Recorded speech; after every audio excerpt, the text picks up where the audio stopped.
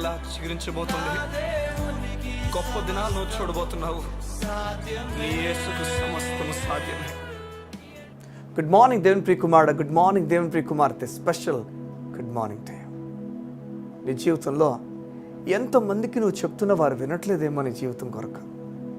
నువ్వు యేసే నమ్ముతున్న గొప్ప కార్యాలు జరిగితే దేవుడు చూసుకుంటాడని చెప్తున్నా వారు నమ్మకుండా నువ్వు చేయాల్సిన పని చేయని చెప్పి ఎన్నెన్నో మాటలు నీకు చెప్తూ నీ విశ్వాసం నుంచి నేను తప్పించాలని చూస్తున్నానేమో.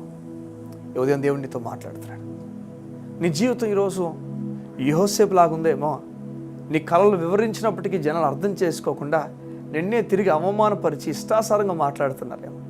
ఈ ఉదయాన్నే యోసేపు జీవితంలో కార్యం చేసిన దేవుడు నీ జీవితంలో కూడా కార్యం చేయబోతున్నాడు. అలసి సొలసిపోయి ఉన్న నీ జీవితంలో దేవుడు కార్యం చేయబోతున్నాడు. ఈరోజు నీ అన్నదమ్ముని అమ్మేయడానికి చూస్తున్నారేమో.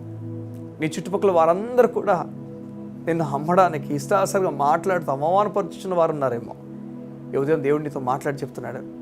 ఎలాంటి పరిస్థితుల్లో యోసేపు ఉన్నాడో నీకు తెలుసా? అన్నదమ్ములు అమ్మేశారు, నీకు తెలుసు కదా. చెరసాల్లో తీసుకుని వేసేసాడు.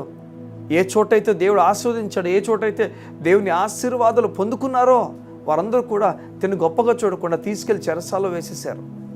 చూడండి, అలాంటి ఒక సమయంలో యోసేపు నిరాశపడిపోలేదు, దుఃఖపడిపోలేదు. యోసేపు దేవునిపైన ఆధారపడ్డాడు. యోసేపు తన కళని వివరించినప్పటికీ ఎవరు నమ్మలే.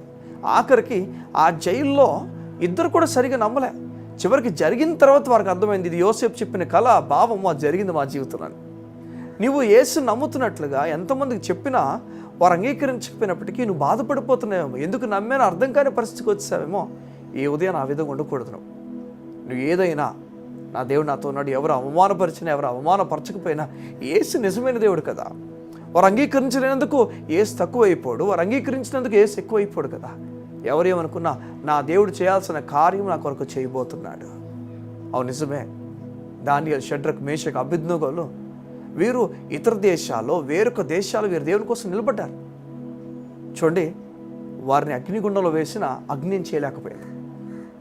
దానియేలుని సింహబోన్లో వేసిన సింహాలు ఏం చేయలేకపోయాయి. ఏం చెప్తున్నాడు దేవుడు? దేవుడు మనకు తోడై ఉన్నాడు. దేవుడు ప్రతికూల పరిస్థితుల్లో ఈ లోకం అవమానపరచడానికి మనం నమ్ముతున్న దేవుడిని, నీవు నమ్ముతున్న దేవుడిని వారు విడిచిపెట్టమని కోరుతున్నప్పుడు గుర్తుపెట్టుకోవాలి. నువ్వు విడిచిపెట్టకుండా దేవుళ్ళు కొనసాగు. నువ్వు చెప్తున్నప్పుడు ఇతరులు నీ మీద అవమానపు మాటలు మాట్లాడచ్చు, నిందలు వేయచ్చు. నీవు మాత్రం యేసును విడిచిపెట్టక.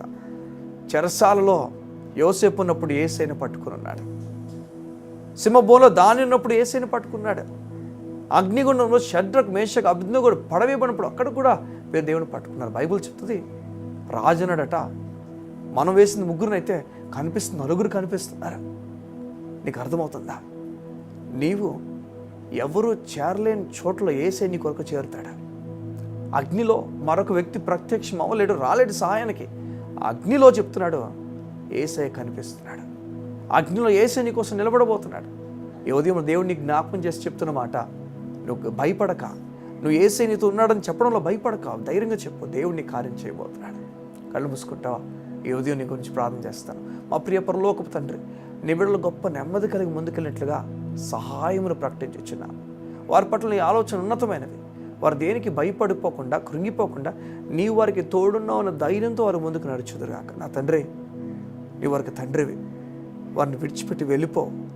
వారి కొరకు నీ కుమారుని సైతం వదులుకున్నావు. నీకు వందనాలు. గొప్ప గంభీరమైన కార్యాలు నీ బిడ్డల కొరకు ప్రకటించు. యేసయ్య నామములో ఈ వారము, ఈ రోజు ఉన్నతమైన కార్యాలు నీ బిడ్డకు జరుగును గాక. ఆమేన్, ఆమేన్, ఆమేన్. దేవుని గొప్ప కార్యాలు చూడబోతున్నా. God bless you. See you tomorrow.